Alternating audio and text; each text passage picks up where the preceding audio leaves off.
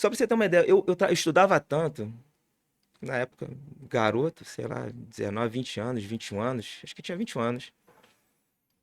Eu não tinha um passarinho para dar água. Naquela época o salário, se eu não estou enganado, era de R$ 2.000. Era um salário zaço. R$ 2.000 hoje não é nem o salário mínimo hoje. Uhum. Isso, tô com 49, 30, 30 anos. não, é 27 anos atrás, né? 28, 27, 28. E aí comecei a estudar, estudar, estudar, estudar. Aí quando entrou essa nova tecnologia CDMA no Brasil, pela Lucent, é uma. Tipo, hoje a Huawei, a gente vê muito a Huawei, na época era a Lucent que trazia dos Estados Unidos esses equipamentos do CDMA. Eu estudando, estudando, estudando, estudando, que era o equipamento antigo. Aí teve uma turma, né, de engenheiros, não eram nem técnicos, para ir para os Estados Unidos. Cara, dos cinco que foram, eu fui um dos cinco escolhidos, porque eu não parava de ler aqueles manuais. Eu já sabia, né, o que tinha que ser feito, o que tinha que fazer. Eu não me acomodei na, no cargo de assistente técnico, nem técnico eu era. Só que eu já tinha avançado, já tinha atropelado os técnicos, já estava na linha dos engenheiros. E fui para os Estados Unidos, fiquei lá 10 dias estudando uma nova tecnologia, enfim. Começou com isso, eu fui subindo na empresa, até que em 2009 o meu pai morreu. E nessa época eu estava numa batida, indo para São Paulo, Curitiba, ia para Brasília, não parava em casa. E teve uma época muito grande que eu estava indo direto para São Paulo, porque o setor da Vivo, já era Vivo, na época eu estava indo para São Paulo. Eu falei, poxa, Você já era esse cara de expansão, então? Você na época eu já. treinava time, esse tipo de coisa? Nessa época eu estava sempre como consultor, eu estava como consultor e sempre era escalado para abrir novas áreas, Tá. né?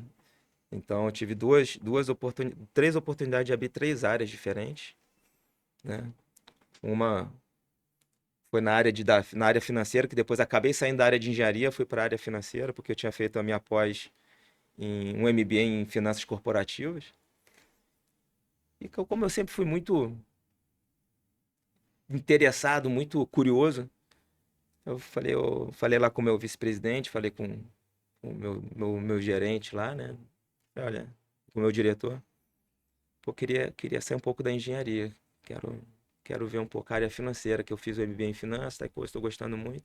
E eles sempre deram muita força. Eu sempre fui o cara, assim, por mais que eu tivesse começado como técnico, eu sempre estava, pelo interesse, pelo profissionalismo, pelo comprometimento, eu estava sempre da diretoria à vice-presidência com entrada.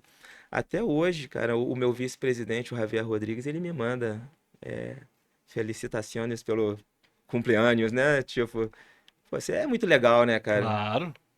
Ser reconhecido assim desde novinho. E quando chegou nessa época do meu pai, eu tava na batida e aquilo caiu a minha ficha sobre a vida. Porque eu sempre fui um cara muito voltado pro trabalho, muito voltado pros resultados, muito voltado para ficar estudando. E estava construindo a minha vida focada só em matéria, só em conquista. E aí, quando meu pai morreu, aquilo caiu uma ficha. Falei, cara, a vida acaba. Meu pai trabalhava na Gutierre Andrade, na época. Gutierre, né? Trabalhava em plataforma, né? Já estava com 67 anos. Estudava também. 67 anos, nunca parava. E seu pai é brasileiro? Não, meu pai é japonês. E meu pai veio imigrante. É uma outra história também muito legal para contar. De superação. Mas hoje a gente está falando do APR, né? Mas o meu pai tem grande participação nisso. Então, quando ele morreu, eu falei, cara, a vida acaba. Mas sabe quando você recebe aquela informação, mas você vai atropelando no dia a dia. Só que em 2012, o meu primeiro filho nasceu. Eu sou pai de 5 filhos hoje, não sei se tu sabe. O Daniel, a Laura, a Clara, o Pedro e o Bento, 5 filhos. Isso também faz parte do meu propósito de vida. Então, quando Daniel nasceu e eu percebi que eu não estava vendo ele crescer direito, porque pô, eu vivia viajando.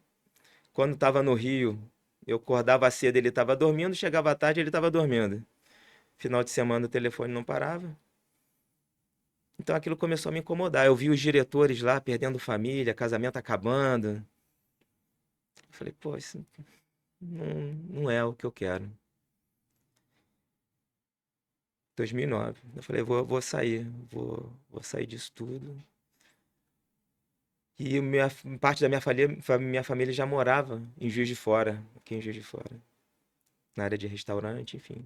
Enfim, em 2012 eu mudei para Juiz de Fora buscando qualidade de vida. É que eu te falo, Juiz de Fora para mim é a cidade maravilhosa, não é o Rio de Janeiro. Rio de Janeiro nem para passear eu gosto. Né? Os cariocas que me perdoem, mas eu sou Aham. carioca, mas e olha que, pô, morei no Leblon, morei na Barra. Eu nasci no subúrbio, mas, né, depois que eu comecei a trabalhar, enfim, tive a oportunidade de ter uma vida muito boa. Você conhecer o Rio de Janeiro na visão, Viveu o Rio o do. lado bom do Rio, Aham, aham. que não gosto também, acho muito, enfim. Então, Juiz de Fora, para mim, melhor cidade para se morar, sabe? São Paulo também é muito boa, grande, não sei o que, tem tudo, mas Juiz de Fora, é o que eu falo, eu sou mineiro de coração, sou Juiz de Forano de coração. E isso ganha muita qualidade de vida, cara. Poder levar meu filho pro colégio, pegar ele do colégio, sabe? Levar pra natação. Isso não tem preço. No Rio não dá pra fazer isso. Ou você trabalha pra sustentar o filho, Ou não ou, tem outra ou opção, né? você não tem filho, É. sabe? Então, tipo, das duas alternativas você não tem. Porque ó, né, uma grande parte da causa do que a gente vê hoje na sociedade, que pai e mãe estão trabalhando para sustentar o filho, mas não estão educando o filho. Então tu vê o que está acontecendo no mundo com essa geração de hoje, né? Só gente fraca, que chora, que reclama, não pode fazer nada, enfim. Famoso mimizento, É o né? mimizento. Então, assim, busquei isso e consegui. Então, uma crença que eu adquiri para mim desde sempre, cara, tudo que eu faço dá certo.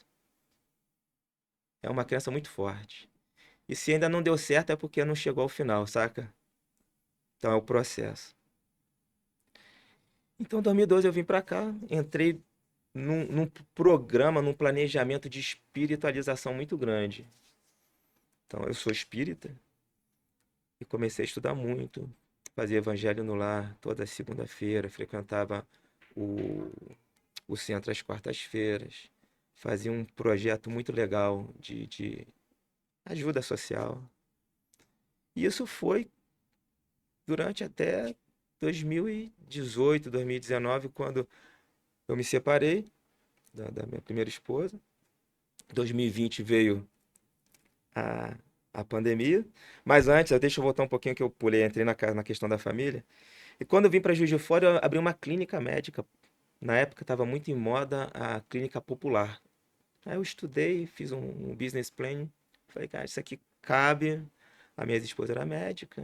Eu contratei mais 18 especialidades. Foi lá no São Pedro. Só que não gostei, cara. Não curti. Fiquei um ano e pouco. Se bobear, nem chegou a um ano e pouco. Lidar com médico é muito difícil.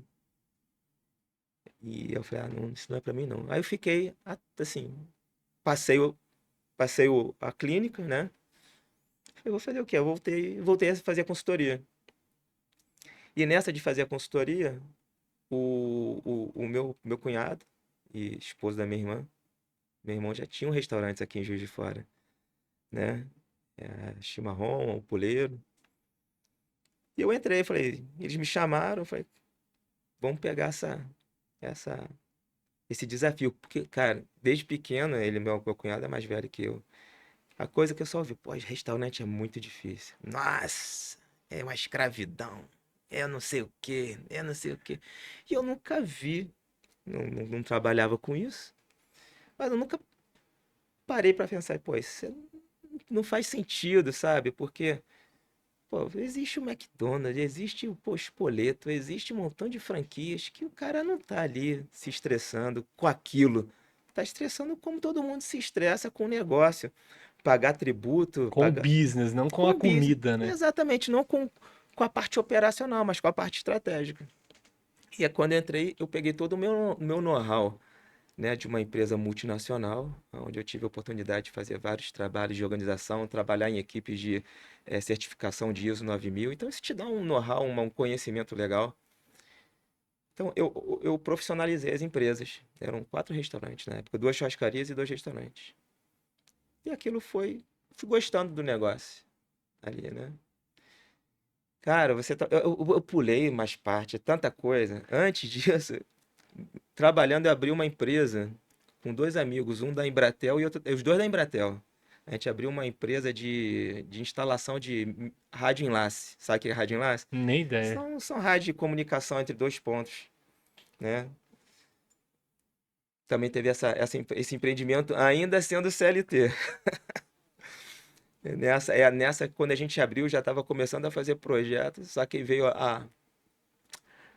o estouro da bolha dos 2000 das telecoms. Sim. E aí todo mundo, os 3 eram empregados, né? Fluxo de caixa contado no centavo, mas todo mundo empreendedor.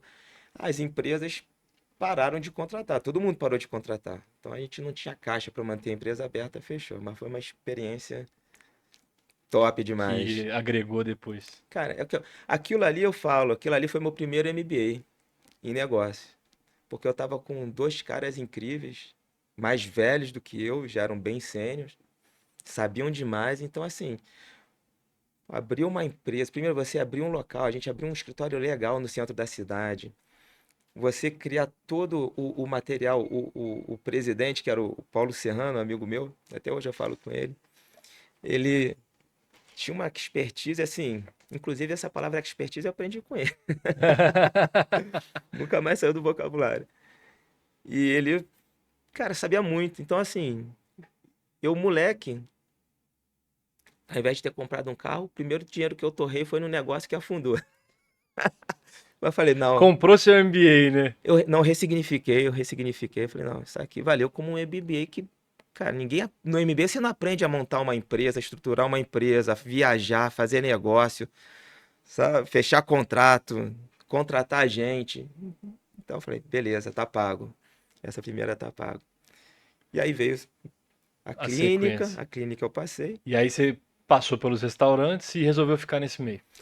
Exatamente, aí os restaurantes eu fiquei até 2000. Nas churrascarias eu fiquei até 2019. No restaurante eu fiquei até 2020, Se você achar que pode ser 2023. sério, me Até... Aí tem corte, né? Tá tranquilo. Tem. É rapidão. Só tem que marcar aí. Ou então deixa, porra. Isso aí tu vai pegar os cortes mesmo, né? Eu vou tirar. É. É. Então, 2023 eu deixei o último restaurante. Nesse meio tempo, eu abri com outro amigo também uma empresa de comida coletiva e vendi a minha parte para ele. 2023 eu vendi o restaurante, porque dentro desse período. Acho que você pulou rapidinho, porque você estava executando meio que uma consultoria, profissionalizando as empresas. Exato, Aí é. depois você. Só que no meio. Você vai entender, Diogo. Eu tenho TDAH. Então, esse também foi quando eu descobri que eu tinha TDAH em 2022. Muita coisa começou a fazer sentido na minha vida. Eu Entendi. ainda tenho, né? Não é curado, é tratado. Então você vê que às vezes eu estou falando de negócio, eu volto, calma aí. Então esse aí sou eu, saca? Então, no meio desse período da consultoria, eu estava abrindo empresa. Abri uma empresa de consultoria também, na área de serviços administrativos, que prestava serviço para essas empresas também. Abri também essa questão da cozinha de comida Coletivo. coletiva e passei para diante. E aí o restaurante eu me tornei sócio em 2013, 2002, 2013. Eu tinha uma participação pequena, de 5 a 10%. Começou com 5%. Eu fui até 2019, até 2022, no meio da pandemia, 21 no meio da pandemia, ter 100%.